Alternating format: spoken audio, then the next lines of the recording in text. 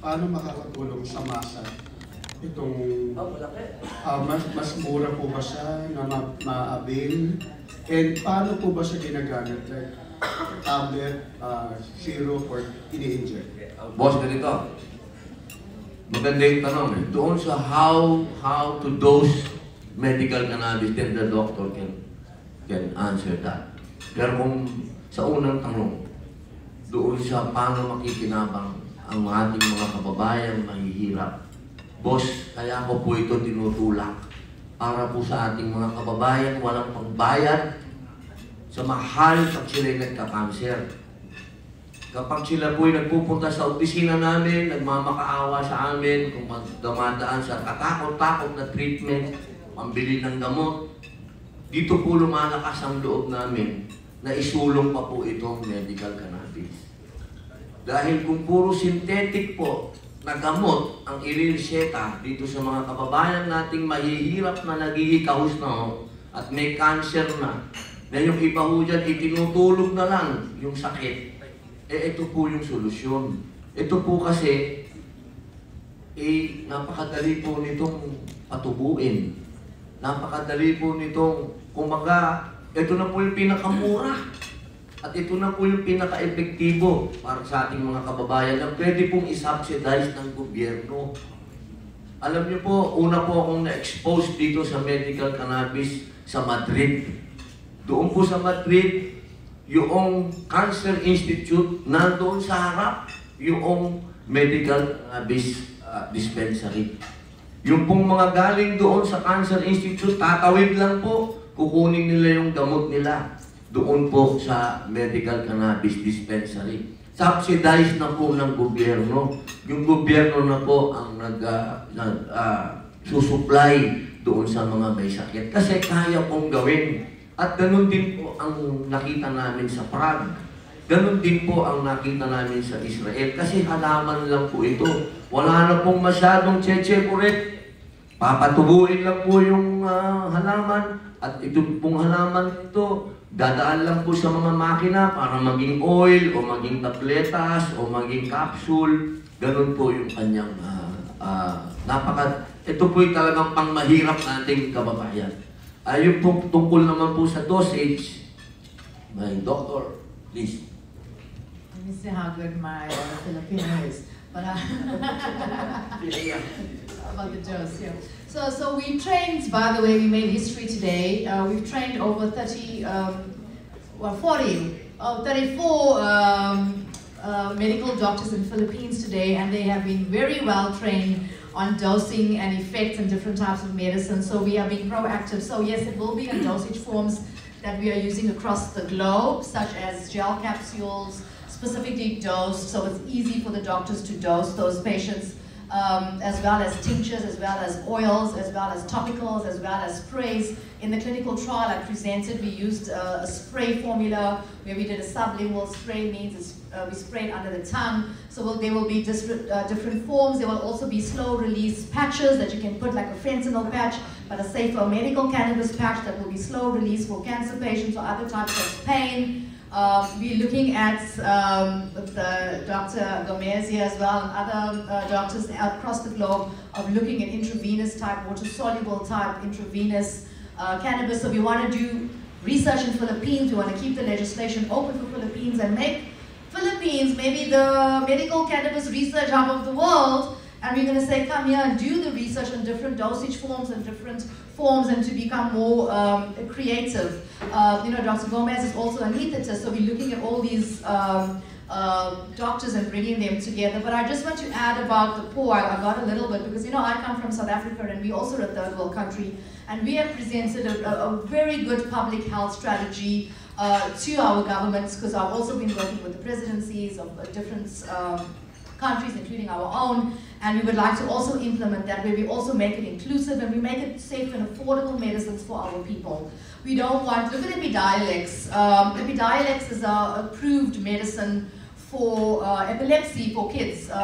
You know, that's been approved for drug-resistant epilepsy, and it is, people can't afford it. We can't even bring it into our country because it's way too expensive. But what is it? It is high CBD, that is used with strawberry oil and it's flavored. And yes, there was a lot of clinical trials, and thank you to GW Pharmaceuticals for doing these trials so we could see the benefits of it, but it will not work in our country. So we need to use the same sort of formulations, using our land races and using our own knowledge base so we can produce medicines eventually in our own countries, like what we are doing in South Africa now. We are able to produce, we get our farmers involved, we have safe and affordable medicines, and we're trying to get that out according to other ways, which is traditional medicines, because we have a Traditional Medicine Act, like how in India we have Ayurvedic medicine. I don't know if you know, 90% of the Ayurvedic medicine is actually cannabis. Chinese medicine, which is a different form, like your acupuncture and other herbs. That is how we're trying to consolidate it and bring it in. I don't know if, Doc, you want to add in there? On the question of dosage, I just wanted to say that there's no one size fits all. We customize our treatment depending on the patient's problem and the expected outcome. And since no two people are alike, our recommendations might be as varied as the number of patients you have. So we have a strategy. We usually start low and go slow, but there are some situations where you can't do that. You have to really be aggressive. So it really depends on what you're treating. Is it pain? Is it cancer? Is it ADHD? So different strokes for different folks. And that's something that our training makes us a bit more knowledgeable about. Regarding the question, sir, my question was, is it in a form of tablet, syrup, injection? All of the above. All of the above. That's the beauty of medical cannabis now. It comes in so many forms, okay, including the flower, which you can vaporize. But it can be an oil you drop under your tongue. It can be something that you actually ingest. It can be a cream, a salve, a balm. The cake, but Edible. Last question po, sir. Once legalized, saan po natin siya ilalagay sa Pilipinas? Like, paano siya itatanim, saan itatanim, and is it something na ipoproduce pa abroad, or we can do it on our own? Napakaganda pong tanong. Maraming salamat po. Yan po ang pinagdidibatihan pa po ng ating dalawang kapulungan. Yung malaking kapulungan, yung pong House, at yung ating pong sa Senado. Kasi po tayo po, ang gusto po natin, mag-import muna po tayo nung yung pong mga tablets, yung mga ganon, yung mga oil. Dahil wala pa po tayong knowledge. Wala pa. Siguro mga 1 taon, ganyan, habang yung ating mga kababayan po, yung mga magtatanim, yung mga magpukulture, habang nag-aaral pa sila, habang hindi pa tayo nakaka-produce, yung pong mga pasyente ay pwede nang makapag-import doon po sa mga bansa na gustong tumulong po sa atin. Andiyan po yung Canada, andiyan po yung Israel, yung kanila pong Amerika, nandiyan din sila. Nahanda na po sila sa ating mag-import. Alam niyo po, tayo po naman kung sa pagalingan lang po ng pagtatanim, walang tatalo sa Pinoy. Kailangan lang po ng time. Opo, hindi natin kailangan talaga mag-import. Baka tayo pa mag-export pagdating ng panahon. Pero siyempre po, sa ngayon, dahil sa akin po talaga, immediate ito. Yung pakiusap ko sa ating mga kasamang mambabatas, na huwag na nating patagalin kasi kawawa yung mga bata na may epilepsy, yung mga nanay nila, yung mga tatay nila, mga kapatid nila, nagmumukha pong mga addict kung saan-saan humahanap ng pagkukunan ng oil, kung saan po. Hindi po madali kasi na nagtatago-tago ka tapos meron kang pasyente. Yung akin po, tanggalin muna natin yung ganong paranoia dito sa mga magulang na to o sa mga family members na to na kailangan nila, nasa dilim sila nagpapalitan nung pambihira naman, tama na yung ganong panahon. Yun lang po. Meron lang kami pinagtatalunan ko kasi ang gusto ko talaga parang yung nakita ko sa abroad talagang pharma. Talagang pharma quality. Ayaw ko nung sa labas. hindi ako pumapayag na nasa field yung ano eh. Parang hindi ko madig yun. Para sa akin, parang recreational yun eh. Pero ang sinasabi ko sa kanila, papayag ako ng hemp na kasi magkaiba yung hemp, boss ha. Yung hemp kasi yan yung ginagawang oil, ginagawang fiber, ginagawang tela, ginagawang papel. Yan yung industrial. Kasi meron din kasing cannabis na industrial. Wala siyang tama.